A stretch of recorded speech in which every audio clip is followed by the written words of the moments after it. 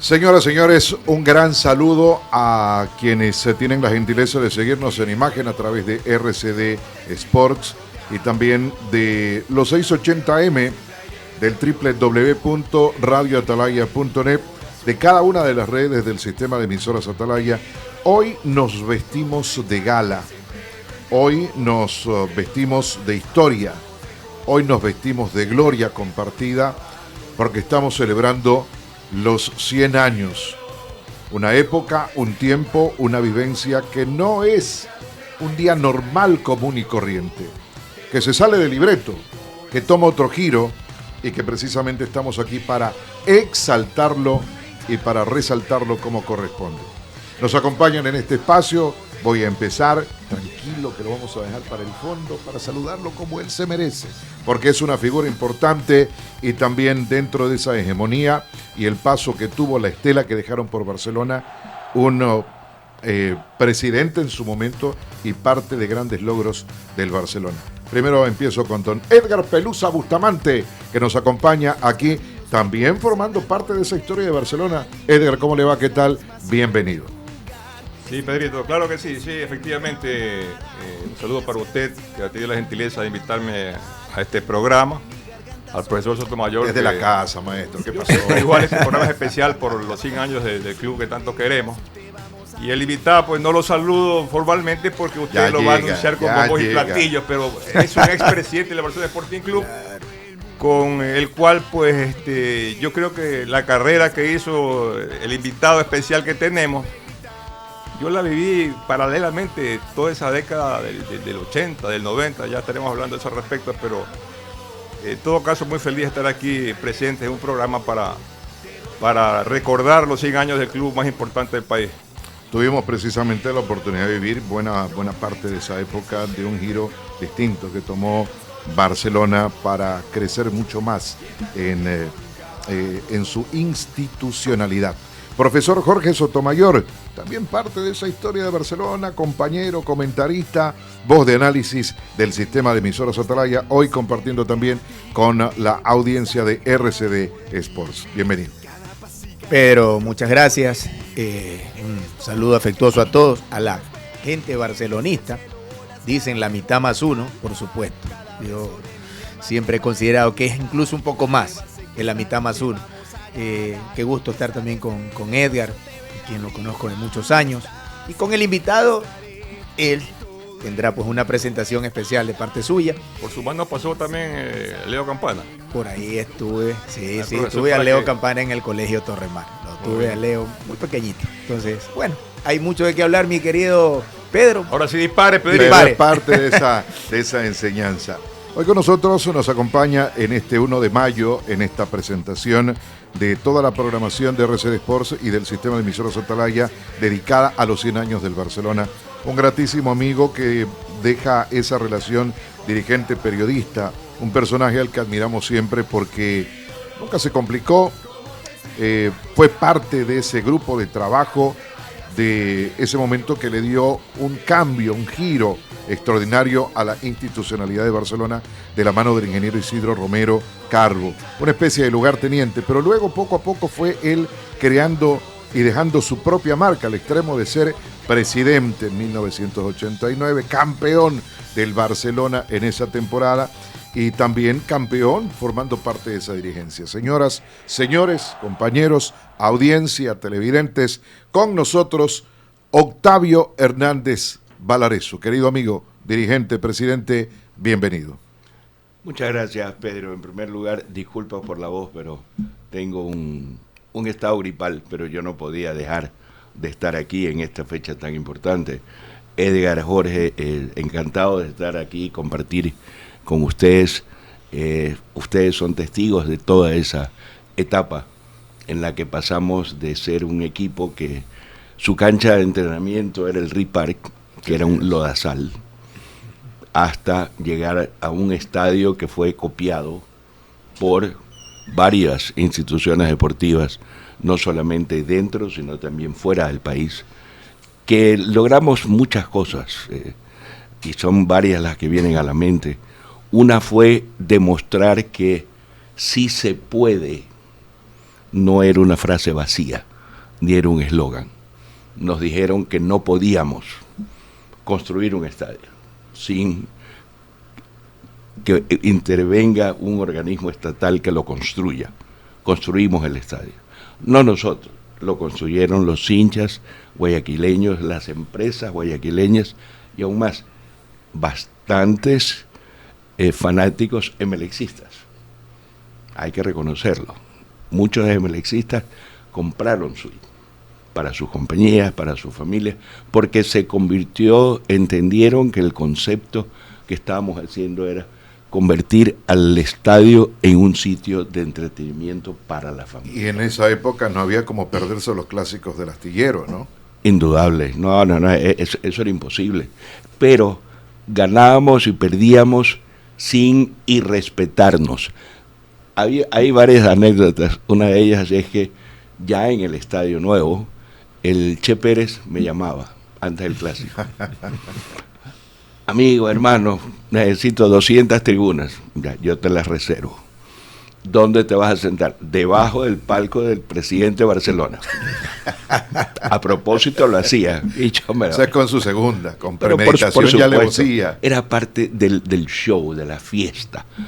En una ocasión, alguien tiró una piedra y le rompió la cabeza a un integrante de su barra. Me avisaron por radio, bajé corriendo, me metí en la barra de Emelec, pregunté qué ha pasado, me enseñaron al señor herido, me lo llevé al camerino de Barcelona. Bosco Mendoza lo curó y después lo regresé a la barra y la barra me aplaudió. Éramos rivales, pero éramos caballeros. Una cosa era ser rival y otra cosa es entorpecerse como hoy la gente se entorpece y distorsiona la situación. Un partido de fútbol dura 90 minutos y no más allá de eso. Así es. Nada más de eso. ¿Cómo llega Octavio Hernández? ¿Quién lo convence? ¿Quién lo involucra? No sé si fue el mismo Isidro Romero. ¿Cómo fue esa historia? No, fue al revés. Ah, fue al revés. ¿Vio? Yo había sido parte de una comisión de fútbol de Barcelona que no duró mucho, con Miki, con Diego Puente, con Miguel Martín y Casa y con Abdalá Bucaram. Esos éramos los miembros de esa comisión de fútbol, que fue la que abrió el camino al bicampeonato de Barcelona. Después entró Galo, y cuando ya Pepe Tamariz dijo, se acabó mi periodo, yo me voy, el Galo empezó a buscar quién podía. Tuvo una conversación conmigo, no nos conocíamos, pero el teléfono, yo conocía de quién era él, se concertó una cita con Isidro. Y ahí fue que se decidió, en principio, sí, en principio de parte nuestra. Ya después, a solas con Isidro, conversando, y llegamos a la conclusión de que era una buena oportunidad, por razones comerciales, razones políticas, etcétera, de imagen, y se decidió que sí, arranquemos con Barcelona. No hay casualidades, sino causalidades. Exacto. Se dice en la vida, en ese sentido, creo que llegaba un buen momento para todos, para Barcelona ser más grande y para ustedes hacer más grande el nombre de Barcelona. Pelusa. Bueno, yo antes que nada, yo llegué al comentario deportivo casi que por casualidad. Eso sí fue casualidad. Sí, yo me acuerdo de ustedes en el programa que tenías tú con Petronio Salazar. Ajá. Yo fui presidente de la comisión de fútbol el 9 de octubre. Sí. Cuando Omar Quintana tuvo ese problema, que tuvo que estar en Machala en una clínica, Esteban Mateos Acosta, el hijo del Cabezón Mateos y la familia que son muy amigos míos, Esteban sabía, pero yo era muy joven, yo tenía 22, 23 años, pero me encantaba el fútbol, o sea, yo me sabía, en esa época no había pues nada de lo que hay ahora, pero yo a través del gráfico, a través de la onda corta, en España, conocí el fútbol europeo, en fin. Y llegué el 9 de octubre, incluso con un cheque mío, del Banco del Pacífico, de mi cuenta corriente, por 750,000 sucres. Compramos a LDE el pase de Ney Raúl Avilés, porque en esa época el 9 de octubre tenía la opción de hasta el 31 de enero del año 1986, me parece, si la memoria no me falla, de hacer uso de la opción de compra de Ney Raúl Avilés. Y nosotros ya habíamos hablado con Lucho Chiriboga, que en paz descanse, Luis Chiriboga Parra, y lo habíamos negociado al turco, yo siempre le cuento esa historia, en 2,5 millones de sucres, de 750.000 a 2,5 millones, que en esa época era plata, o sea, Claro. nos alcanzó para contratarlo a Pablo César, a Carlos Torres García, renovar a... Entonces ahí nace mi incursión a mí Pocho Jarca, Víctor Morales me llamaban a entrevistar, igual el negro Doyle, me puso una vez un micrófono ahí en el entrenamiento de 9 de octubre en la escuela de fútbol. La escuela de fútbol de Azoguayas. Y Petronio de entrada me fue dando palo porque decíamos que no concretábamos nada, que ya llega, que sí, que por acá, pero cuando uno está en la dirigencia es facilito, o sea, del otro lado decir por qué no concretan nada, pero a veces por esperando el dinero, esperando cómo financias una contratación. Entonces me tocó estar de ese lado. Y de allí me llamaba Pocho, siempre, Pocho que era amigo mío, Carlos Víctor también que era mi amigo, que con él íbamos al estadio general. Me llamaban a entrevistar por 9 de octubre. Pasó el tiempo, yo salí de 9 de octubre se fue en picada por asuntos económicos. Y de esa relación de periodista-dirigente, Alfonso Ojara poco a poco me fue metiendo con Agustín Guevara, me invitaba a programas, después incluso me invitó a recibirlo a Dusan Draskovic por la selección ecuatoriana de fútbol, y nace esa afición, ese bichito que me picó por el comentario deportivo, y de allí para adelante ya fue otra cosa. Fui a trabajar en Teleamazonas de comentarista del fútbol español, pero a lo que quiero llegar es que yo no soy como muchos comentaristas deportivos que dicen, no, yo no soy hincha de tal equipo porque yo soy hincha de la selección. Yo soy barcelonista 100%. Y el que me conoce de niñito, o sea, yo he masticado y hasta ahora sufro por Barcelona, porque es la gran verdad. O sea, yo pero no puedo ocultar. Usted es comentarista inteligente porque usted opera con el cerebro y no con el hígado. Para que la gente entienda, ¿no? Porque muchas veces se dice, no, yo estoy en la mitad, yo no me alineo con nadie. Eso es mentira. Pues una persona que le gusta el fútbol, cuando es chico, se identifica con algún equipo, con algún jugador.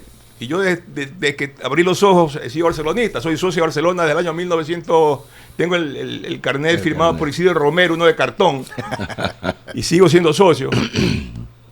Y a Barcelona, pucha, que yo tengo recuerdos, por ejemplo, el primer partido que vi, del que me acuerdo bastante, fue en el año 1969, si la memoria no me traiciona, aquel Barcelona que enfrentó al Deportivo Quito por la Copa Libertadores de América, partido primero en Quito, cuando jugaban Bataín, Barreto, De Los Santos, Aguirre. Paso del gran equipo del Deportivo Quito. Y Octavio, ¿cómo ha cambiado la gente? Porque en esa época yo recuerdo que era el único barcelonista y tapiñadito ahí, pues sentadito. Ahora tú vas al estadio, pues, y Barcelona, estás cobijado. Si Liga le da la mitad del estadio, la mitad se lo llena. Así es. Entonces, para hablar de Barcelona, sí quiero dejar en claro eso de que yo soy barcelonista al 100%, pero cuando hay que criticar, critico, y yo siempre lo he dicho. Cuando tú tienes un hijo, a tu hijo le das tal vez más que cualquier un sobrino, un amigo, un chico, porque quieres que sea recto, que siga el camino, quieres lo mejor para vertical. Y muchas veces me critican, oye, tú eres barcelonista y melecista porque le das duro a Barcelona. Pero uno lo hace por tratar de que el equipo enderece, porque es lo que a uno más le interesa. Definitivo. Profe Jorge Sotomayor, algo con el presidente de Barcelona, Octavio Hernández, y campeón en 1989. Bueno, con respecto a lo que dice Edgar, y tengo que decirlo, y lo voy a decir ahora públicamente, alguna vez me preguntaban, yo toda la vida fui barcelonista, y mi anécdota, a los 12 años en el Estadio Modelo, tal vez de recordar Pelusa, tal vez recuerde aquel presidente, veo un hombre en un clásico en el Estadio Modelo, no recuerdo el año exactamente, veo un hombre de 280 libras hacer una chilena, uno de los goles más espectaculares que pude ver en mi vida. Yo iba simplemente, era un niño, Perico León, Pedro Perico Ese León. partido yo estuve en el arco que da al cuartel Modelo, estuve ahí en general, sí. Ahí fue el gol. Vi el gol, pero como en televisión, así. Ese gol me marcó a mí. Tendría 11, 12 años. Niños llevaban, había incluso la famosa tribuna de los niños. Claro, entonces, claro. Ese gol me marcó y me alineo con lo que dice Edgar. bueno, la vida, y gracias a Dios me fue tratando bien en muchos aspectos, porque llegué, pues, aparte de jugar fútbol, creo que mal o bien, me llevó a los juveniles de Barcelona el profesor Vicente Lecaro en el Capo. Él después fui creciendo, selecciones de Guayas, alguna selección juvenil de Ecuador en el 82 con Carlos Luis Morales, en paz descanse, un gran amigo, Jimmy Izquierdo, Mormón Montanero. Pero después ya nos fuimos involucrando para lo que la vida y Dios nos tenía destinado, que era entrenar y ser docente. Incluso tuve la oportunidad de ir a Barcelona a trabajar en las inferiores. Recuerdo tanto también a un gran y viejo querido amigo, que en paz descanse, el doctor Gilbert, que me quiso. Yo estaba en el colegio Torremar, Edgar sabe, su hijo fue mi alumno. Ya estaba en el colegio Torremar, me enamoré esos años de trabajo en el Torremar. Tuve una camada impresionante de chicos, entre esos Leo Campana. Y más pudo eso, ¿no? Cuando la vida y cuando mucha gente me ha preguntado, profesor, ¿usted qué ha ganado? Quizás lo material no, pero he ganado personas, amigos, el cariño, el respeto, vincularme después al comentario deportivo en alguna radio, en Radio Sucre, después pasé por Tropicana y finalmente ahora en Atalaya, que es mi casa. También la considero mi casa. Entonces, por favor, el fútbol siempre el fútbol. Y usted que seguramente guarda tantas vivencias, tantas anécdotas, ¿cuál es la anécdota más importante que tiene en su corazón y que la va a guardar siempre? La verdad es que hay algunos momentos que son impactantes y que no se borran de la mente ni del corazón. El colocar la primera piedra en el estadio. Wow. La inauguración. Eso es historia viva. La inauguración del estadio en sus dos fases, porque me tocó estar en las dos. En la primera inauguración, que era Heinz Meller presidente, y en la segunda, donde ya era Isidro el presidente, y a mí me tocó ser el organizador de las dos. Y son momentos impactantes. En la segunda, cuando se llena la cancha de humo blanco y desde arriba de las suites, o de una de las suites, empiezan a dibujar el escudo de Barcelona con rayos láser, y en el sistema de audio se escuchaba la canción de las Olimpiadas de Barcelona de Freddie Mercury y Marianne Caballé, Montserrat Caballé, y eso termina con Barcelona. El estadio se venía abajo. Una locura. De ahí, cuando le ganamos la apelación a River Plate en la Conmebol. Eso es por el tema de que la pelota entró, no entró, en el canal y todo eso. Exacto. Era la Copa del año 90. Uh-huh. Y Javier Pulson y yo nos quedamos. Había ido el doctor Jorge Maldonado, Galo Rollero, Heinz Meller, creo, 5 o 6 personas en total. Javier y yo nos quedamos porque ya con la resolución a favor nuestro tenía que llegar el equipo para jugar con Olimpia. Y cuando llega el vuelo con el general Edison Ruales de piloto, gran amigo que siempre nos acompañaba, ya al llegar al terminal abre las ventanillas de los dos lados de la cabina y en la una ventanilla pone la bandera de Ecuador y en la otra la bandera de Barcelona. En suelo ajeno. En suelo ajeno. Yo no nací en el Ecuador, pero la emoción que me produjo ver la bandera del Ecuador es algo que llevaré por siempre. Maravilloso. Espectacular. Octavio, yo creo que, pienso que el tema del estadio Monumental dejó en el fondo una gran lección, porque rompió barreras políticas y todos arrimaron el hombro para que esa obra sea lo que eso es, y lo que ustedes esperaban, o quizá más allá de lo que esperaban. Sí, indudable. Muchas veces no sabíamos cómo lo íbamos a hacer. Llegó un momento en que con Lucho Chiriboga Parra, con quien nos unía una gran amistad, nos juntamos y decidimos, vamos a hacer el Estadio de los Ídolos, porque nosotros solos como Barcelona no podemos por la plata. Y Lucho dijo, buena idea. Pero nos encontramos con una vez se sumó Filambanco también. Insalvable. Sí, Filambanco Una vez se quiso fusionar el Emelec con el de octubre, el M9 le iban a llamar. Exacto. Pero llegó la triste realidad es que Emelec no puede hacer otra cosa con el estadio. Capo, no lo puede vender, porque la idea era que lo vendiera y con eso se financiaba una parte del estadio.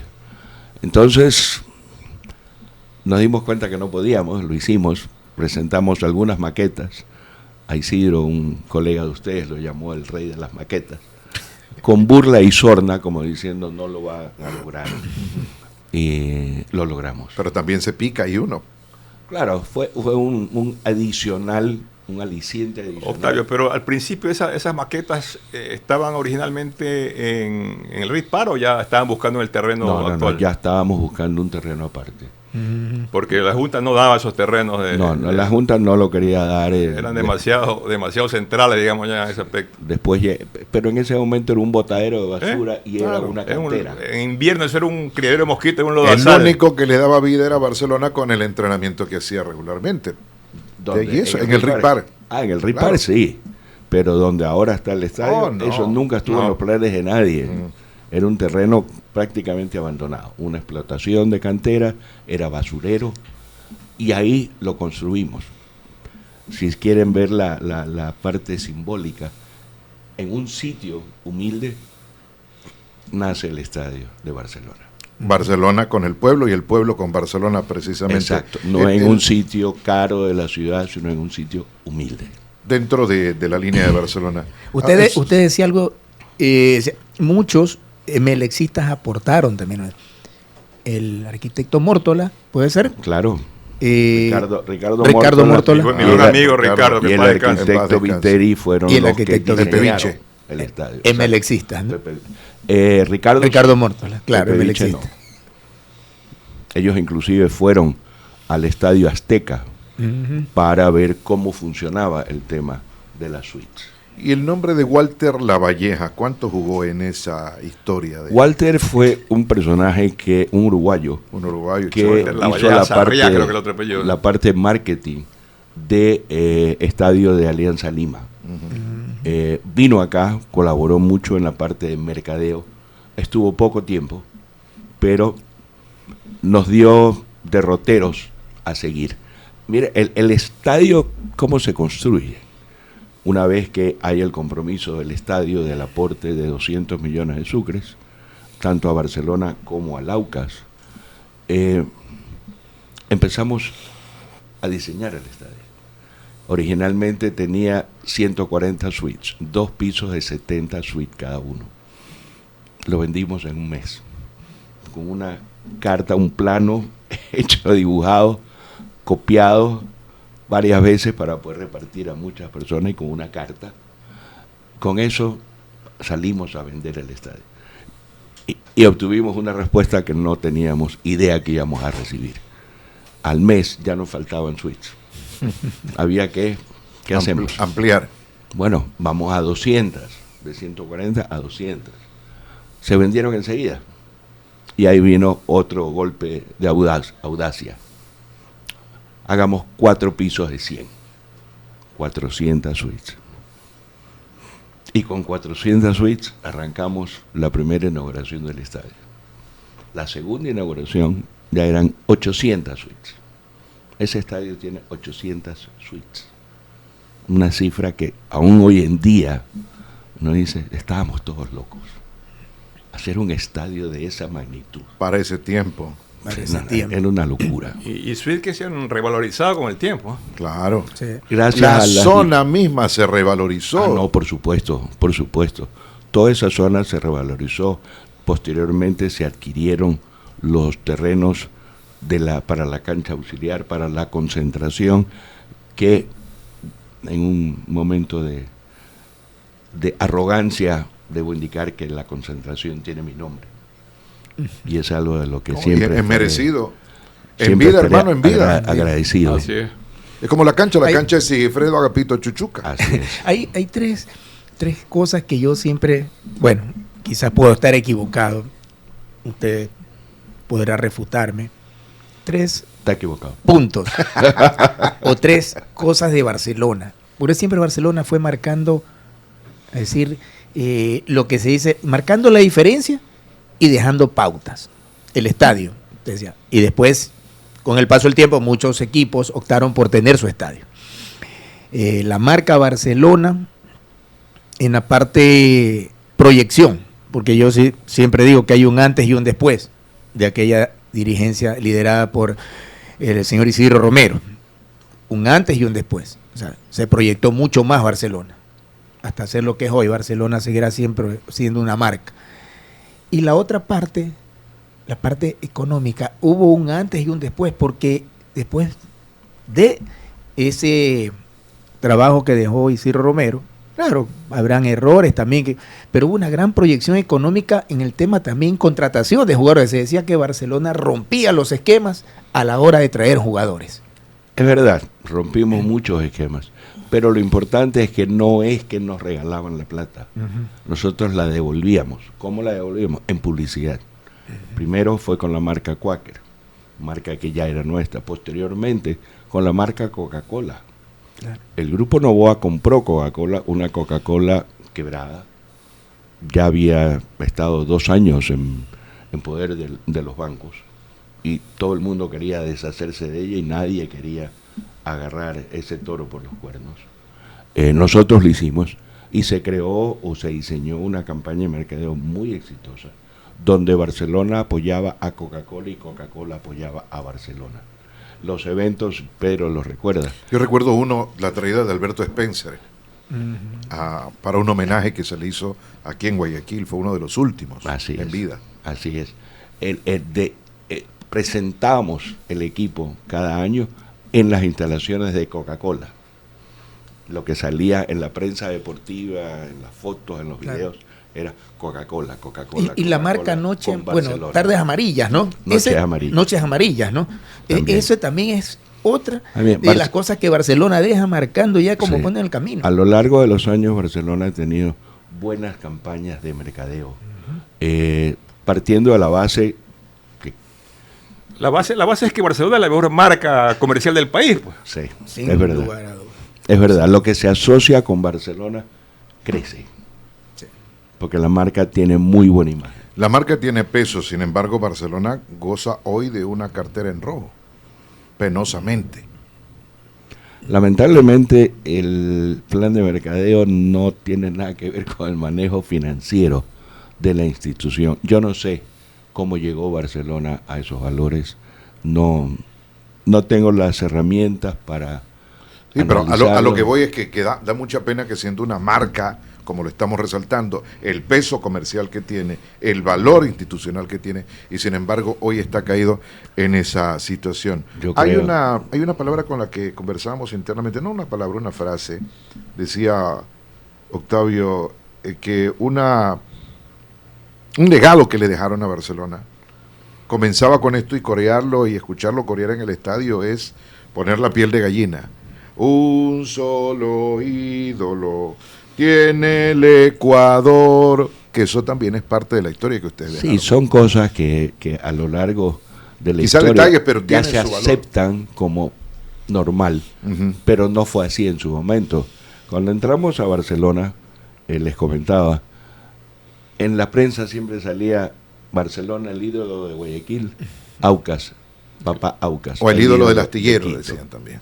O el ídolo del astillero. Yo no quería compartir esa palabra ídolo con nadie.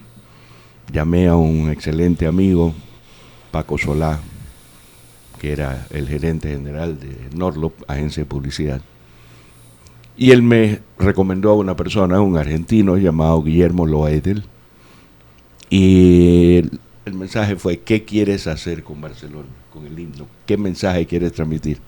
Un solo ídolo. No hay espacio para dos. Un solo ídolo.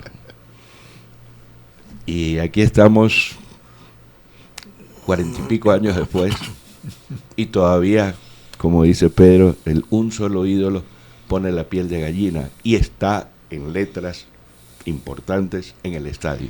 Pero tal vez ya lo tocamos algo en el arranque, pero Barcelona atravesó una época tan complicada como casi pasar 15 años sin saborear un título, y todos pensaban que la hinchada de Barcelona iba a decrecer, o los chicos que recién nacían, 4 o 5 años, 6, 7 años, a la juventud le gusta el éxito, le gustan los equipos ganadores. Entonces la gente decía, pucha, Barcelona no queda campeón, en unos años tal equipo de aquí o de la sierra va a crecer más su hinchada y Barcelona va a decrecer.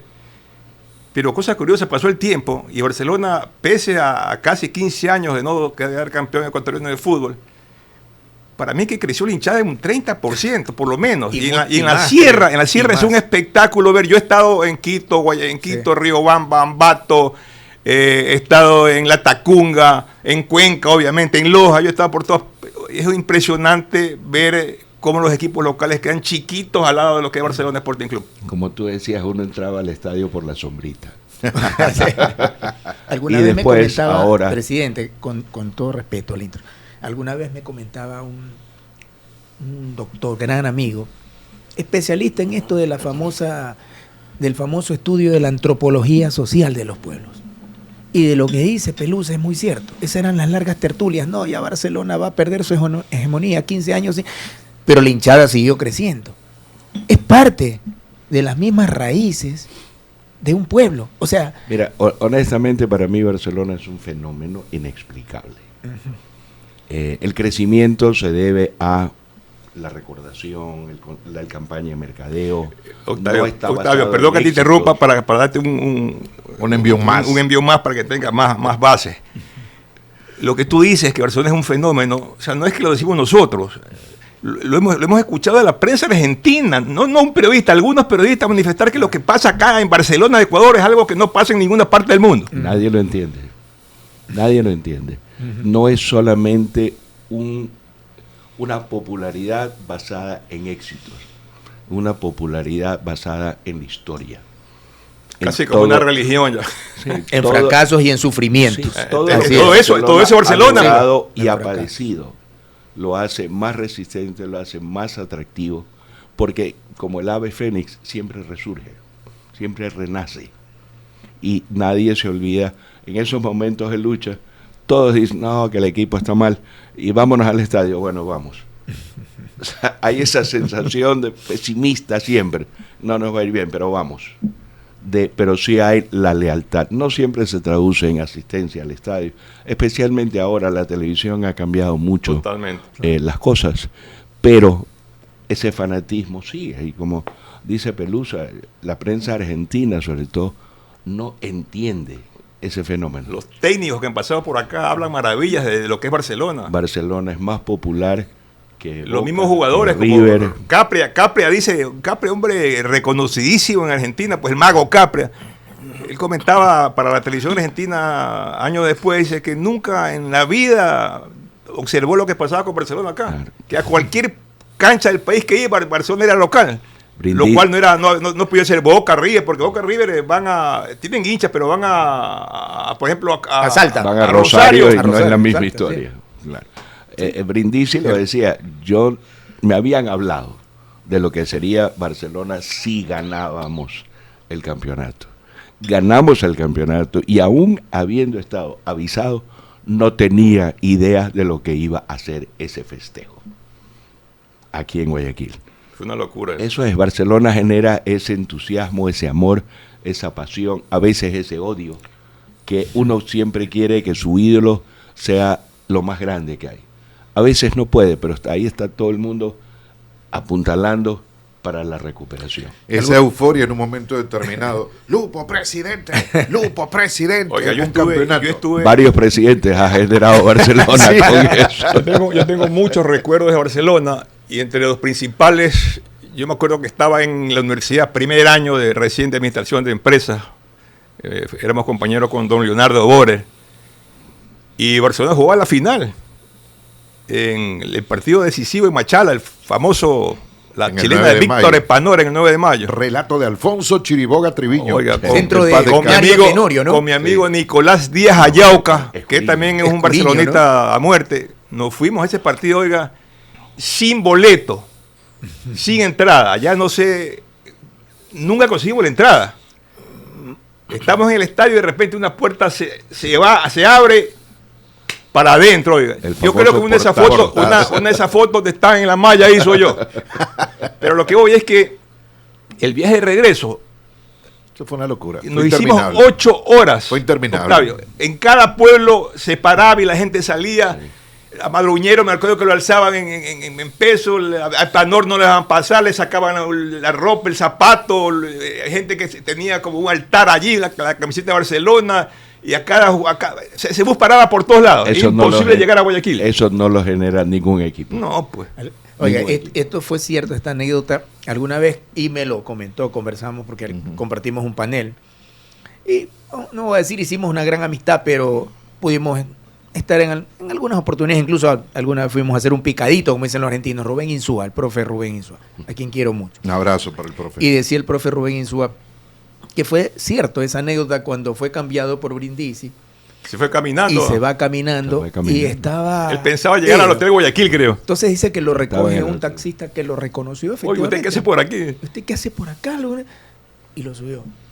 Pero él decía que con este taxista empezó a entender la grandeza del equipo que había llegado. Porque el taxista efectivamente le dijo, tranquilo, acá la gente te va a amar, te va a querer la gente, va a meterte en el corazón. Hoy no, decía el profe Insúa que ese día, después de eso, ya saben, pues la historia de Rubén Insúa en Barcelona, ¿no? Rubén venía de una situación, llamémosle profesional, complicada. Él no quería estar en Independiente, que era su equipo, e Independiente no lo quería aflojar. Entonces, él estaba listo a acogerse a los 2 años de inactividad. Lo trajimos a Barcelona, corriendo un riesgo. Él al principio no quería venir. Quien lo convence es Troviani, que ya se había retirado. Y yo le llamé y le dije, Marcelo, dame una mano. Ok, Octavio, yo te llamo.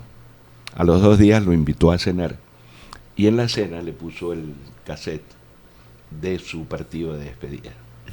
La despedida de ese estadio que rugía todo el estadio y de una pancarta gigante que sacaron, no hecha por nosotros, que decía, gracias maestro. Eso fue apoteósico. Él lloró todo ese rato. Y le dijo a Rubén, esto es Barcelona. Entonces él llegó con muchas expectativas, pero también con temor por la parte legal.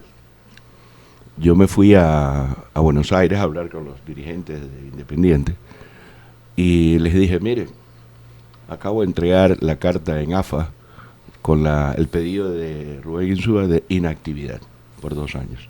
No importa, se quedará con nosotros en Guayaquil, será entrenador de divisiones inferiores, será referente, será lo que sea.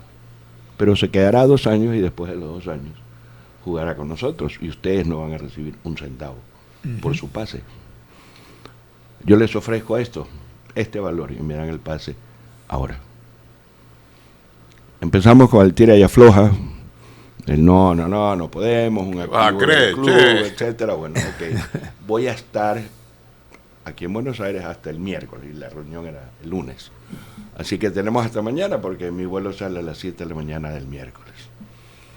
Me llamaron el martes por la tarde.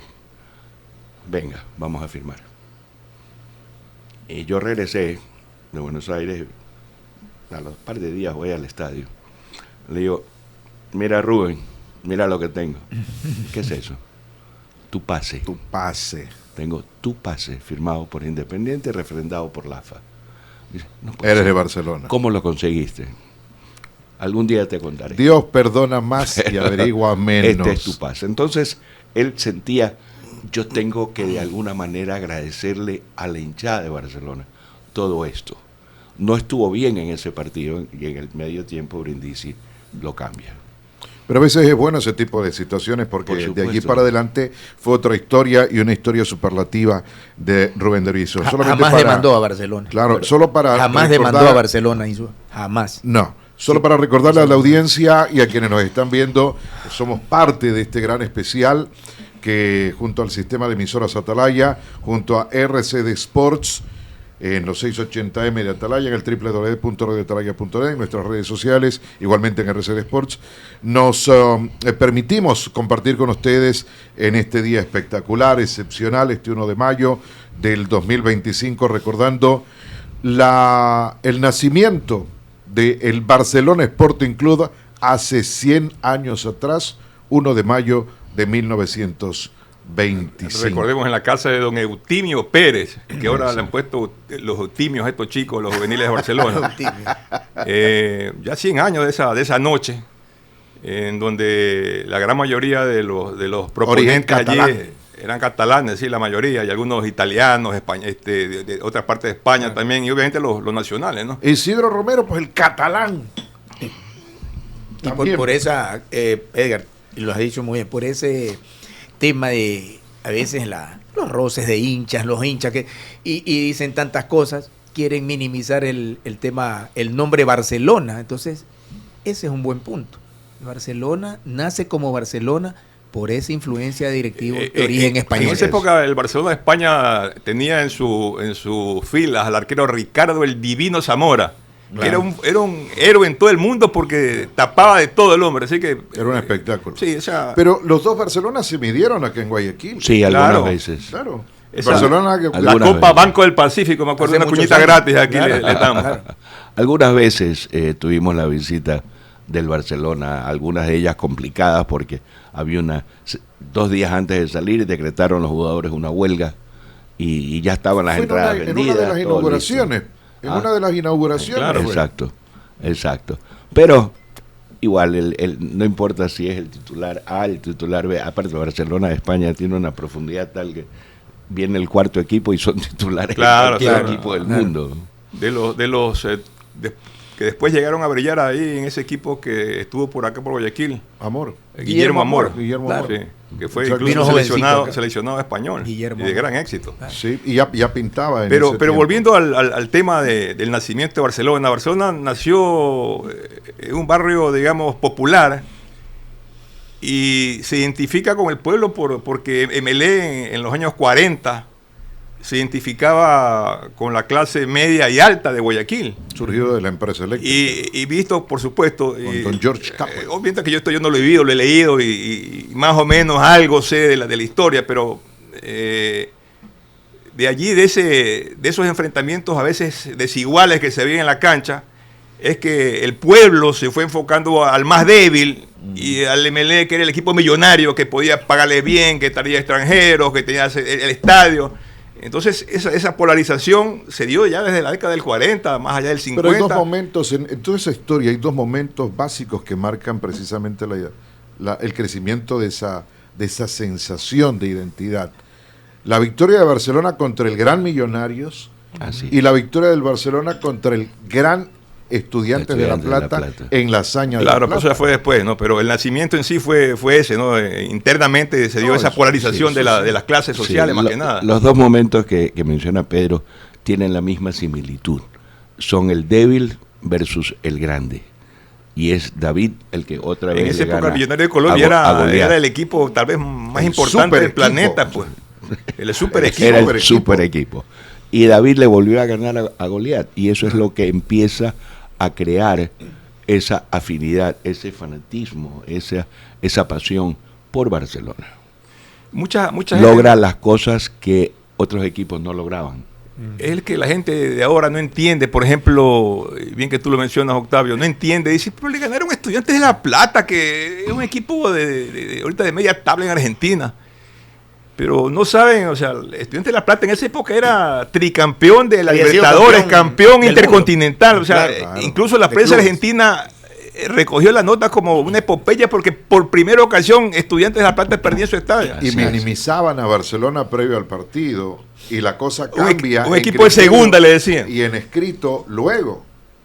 ¿No? Ya y tal vez yo me acuerdo, Octavio, yo viví en esa época en el centro de Guayaquil, Didi Agosto y Pedro Caro.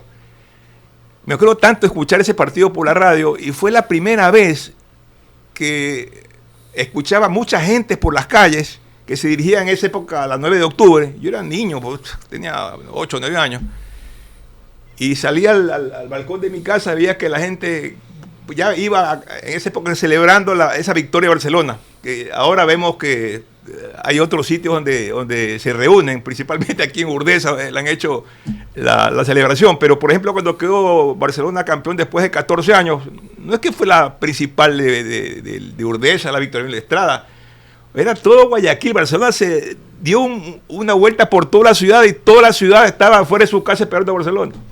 Así es. El gran fenómeno. Es ese fenómeno de que la gente no puede ir a un sitio determinado porque no entraría demasiada gente. Entonces el equipo trata de pasar por sitios donde hay mayor afluencia de personas.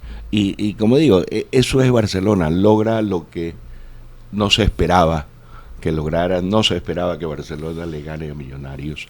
Tampoco a Estudiantes de La Plata. Tampoco que haga su propio estadio, tampoco que llegue a la final de Copa Libertadores. Ningún equipo ecuatoriano había llegado hasta ese momento a la final de Copa ¿Qué Libertadores. le faltó a Barcelona para ser campeón de Copa Libertadores en las dos ocasiones? Un buen árbitro. Bueno, en la final primera, del 90 reconocieron a Argentina que el árbitro había estado el mismo Ubillas, ¿cómo se llama? Lucho Cubillas, el gordo Cubillas reconoció. Eso es lo que nos faltó en la primera final, un buen árbitro. ¿Pudo influir en algo en ese entonces? Recuerdo algún tema de sanción contra el ingeniero Isidro Romero. ¿Algún tema de sanción por parte de la... No. Porque él... Sí, lo sancionaron por el partido contra Colo-Colo en Chile, pero no, eso no tuvo nada que ver. Estando en la Conmebol en Paraguay, cuando hacen el sorteo y toca árbitro argentino, Javier Pulso y yo nos miramos y dijimos, no podemos porque esto no va a ser equitativo, no va a ser justo. Y en la cancha se demostró ese gol que le anulan a Uquillas, cuando Brindisi le dice al juez de línea, ¿cuál offside? Ahí no hay offside. Y el juez de línea dice, no había offside. Y no había VAR en ese entonces. Eso se reconoció después. Incluso, oiga, yo he visto la repetición de ese gol. Uquillas arranca 2 metros atrás del último hombre. Atrás. Porque pica el vacío. Sí. Y le levanta la bandera. Con ese gol, habrán pasado 15, 20 minutos el primer tiempo. Te abrían todo el partido para buscar. El penal que le hacen repetir a Costa, tampoco hubo invasión de cancha. Y en el segundo lo que sí hubo fue que el arquero se adelantó. Claro. Sí. Almeida Everugo. Se adelantó como 3 metros y ahí la tapa. Y debería haberlo ¿sabes qué, Octavio? hecho La poca repetir. costumbre nuestra de llegar a esas instancias. Yo estuve en la final de ida en Asunción del Paraguay y me acuerdo que la tarde previa al partido fuimos a hacer el reconocimiento de cancha al Defensores del Chaco y al llegar nos está esperando la barra brava del Olimpia del Paraguay. ¿Tú estabas allí? Para meter miedo. Yo me acuerdo que nos encerraron. Yo dije, pucha, aquí morimos, aquí porque empezaron a tirar piedras y antes apareció por ahí un carro de policía y todo, pero acá, a cambio, en ese aspecto todavía me era muy inocentes. Acá nunca pensamos que íbamos a llegar a una final.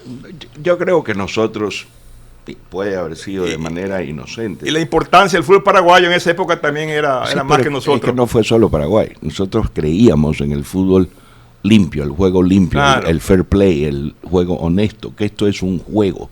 Para muchas otras personas ya en ese momento era un negocio. Cuando fuimos a jugar con River en Buenos Aires, nos llevaron a reconocer la cancha, etcétera. Y ustedes van a entrar por aquí, una puerta lateral, van a estar protegidos, no va a haber problema.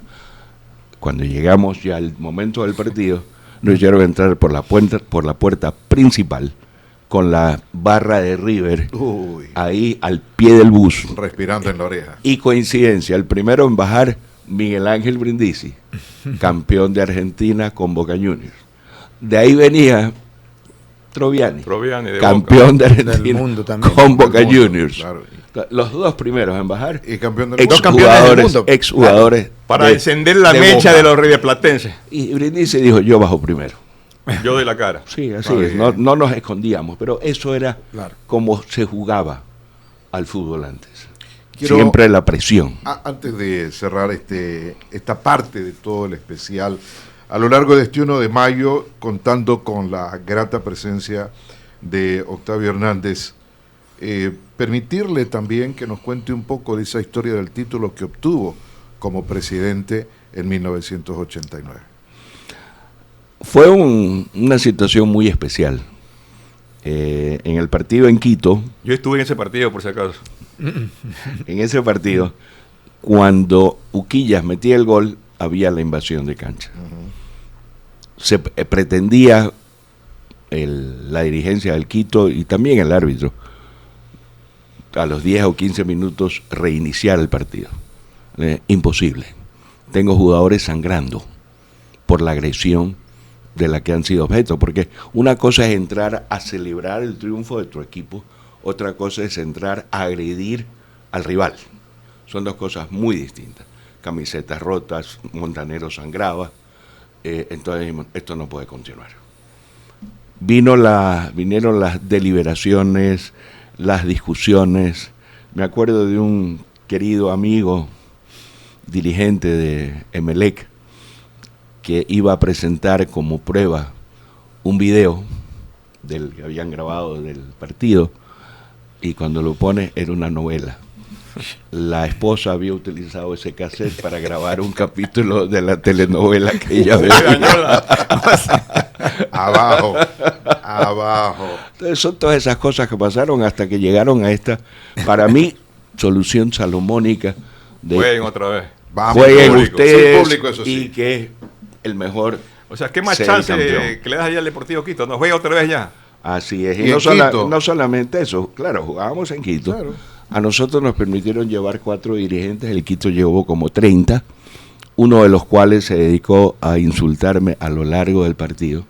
Obviamente yo lo ignoraba, porque primero en 12 años de dirigencia deportiva nunca me peleé con nadie. Respeté siempre a los rivales, y una vez que defendíamos nuestras posiciones institucionales, éramos amigos y nos respetábamos como tales. Claro. Pero al bajar la escalera con Ricardo Doyle entrevistándome, me agredieron por detrás, por la espalda. Entramos ya al camerino, ya la policía intervino, y afuera había una turba tirando piedras y todo por ahí, que Barcelona había quedado campeón.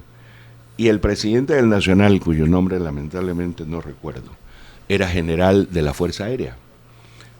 Me dice, tengo en el aeropuerto 2 helicópteros Super Pumas listos para venir, recogerlos y llevarlos al aeropuerto. La otra alternativa son los trucutús de la policía. Y le dije, prefiero los trucutús. Me dice, ¿por qué? Porque quiero pasear nuestro título de campeón por las calles de Quito. Y así fue. Salimos en los trucutús, nos tiraron piedras, etcétera, pero estando en un, a mí me pasó, en un trucutú nada te va a estuve en ese partido, estuve en el protegido. partido de la suspensión, y porque al otro obviamente ya no pude ir. Fuimos con un grupo de amigos a ver el partido, y a la salida del estadio, que estaba el ambiente ya bien raro, nos identificaron, monos, hijos de tales y cuales, y salimos corriendo. Sí, el bus nos esperaba como a 3 cuadras allá. Ya llegando al bus, ya todo está tranquilo, ¿no? Cuando yo siento por atrás una señora de la sierra que grita y con una piedra en la mano me pega en la cabeza y me partió. Me abrió aquí la cabeza en ese partido. Recuerdo. Sí. Recuerdo, sí. Yo creo que una cosa es el amor, la pasión que yo siento por mi equipo.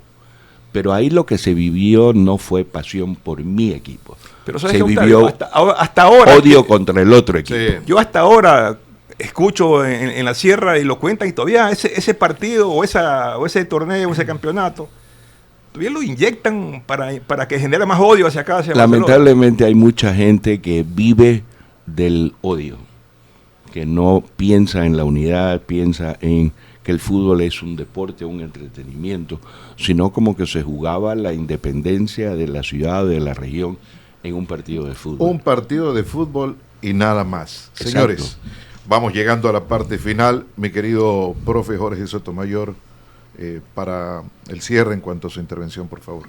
No, agradecerte, Pedro. Realmente un honor haber compartido panel con Edgar, con el expresidente y acá el señor Octavio Hernández. Realmente es un lujo porque tiene mucho que hablar. Seguramente hasta para escribir un libro se quedan muchas cosas. Todavía para hablar de 3 programas tranquilamente. Sí, así que gracias Pedro, realmente un placer haber estado acompañándolos acá. Un gusto, mi querido Pelusa. Pues en mi caso también me siento muy orgulloso en primer lugar de ser barcelonista, de ser socio de Barcelona desde muchísimos años. Con Octavio lo conozco hace décadas, incluso esa década, yo estuve en el 88, me parece que fue el año que estuve en Argentina viendo San Lorenzo 2, Barcelona 1, cuando jugaba Taberna, aquel que nos quitó la sede. Después, en la década del 90, viajamos por Uruguay, Chile, Argentina, Brasil. Me acuerdo que en Brasil estuvimos en el Morumbí con Pepe Murillo, con Carlos Víctor, con Petronio, Mauro Velázquez, que ya muchos de ellos ya no están aquí presentes. Sí, esa década del 90 fue maravillosa porque con Barcelona sentíamos ese orgullo de que teníamos un equipo para responder. Yo, desde este micrófono, pues, auguro no un año más, 10 años más, sino que Barcelona siga viviendo para siempre. O sea, que el tiempo pase y Barcelona siga. Y ojalá recobre algún día la estabilidad económica, porque uno se pregunta si Barcelona, debiendo 50, 55 millones de dólares, sigue por allí pataleando, sigue peleando. ¿Cómo sería un Barcelona completo? Sin deuda, ¿no? Toda esa plata que paga sería para armar un equipo que realmente sea competitivo para pelear cosas más importantes, ¿no? Así que gracias, Pedrito, por la invitación. Yo sí me siento parte de la casa, obviamente. Por favor. Pero esta programación me halaga mucho el haber estado. Y repito, también una alegría volverlo a ver a Octavio, con el cual compartimos muchísimos años. Él es dirigente, yo de periodista, y de hincha y de socio, porque eso no lo puedo negar. Así que mis mejores deseos y un abrazo para toda la gente amarilla. Querido Octavio, gracias por darnos un tiempo valioso, por compartir parte de todo ese recorrido y siendo parte de esta historia gloriosa, gigante, inmensa, apoteósica, señorial del gran Barcelona Sporting Club con letras doradas en su centenario de nacimiento. Muchas gracias, Pedro, queridos amigos, Pelusa, Jorge. Gracias a ustedes. Es emocionante, muy emotivo. Nos quedamos picaditos, ¿no? Hay que hacer una segunda parte, joven. 40 años después de esos sucesos se acuerden y a uno lo recuerden. Eso es muy emotivo y es algo que para mi familia es muy importante, el decir 40 años después nadie habla mal del tiempo que yo estuve en la dirigencia. Todo lo contrario, hablan bien, lo recuerdan. Y sobre todo es muy emotivo poder agradecerle a la hinchada de Barcelona, que durante el tiempo que estuve en la dirigencia me acompañó, me ayudó, aún en los momentos malos, cuando recién tomamos Barcelona, pagamos piso. Era un equipo bicampeón, quedamos vicecampeón en el 82, y 83 y 84 no nos fue bien, hasta que en el 85 ya retomamos la ruta del campeonato, y después creo que en un periodo de 10 años Barcelona tuvo 6 participaciones en Copa Libertadores. La década del 90 fue fantástica. Entonces es muy grato el que la gente todavía me recuerde. Me recuerda, claro, me recuerda con más pelo, con menos canas, pero así nos pasa a todos. Pero muchas gracias a ustedes por el honor de haberme invitado. Gracias por esos buenos deseos. Y yo estoy seguro que Barcelona seguirá siendo el único ídolo del Ecuador.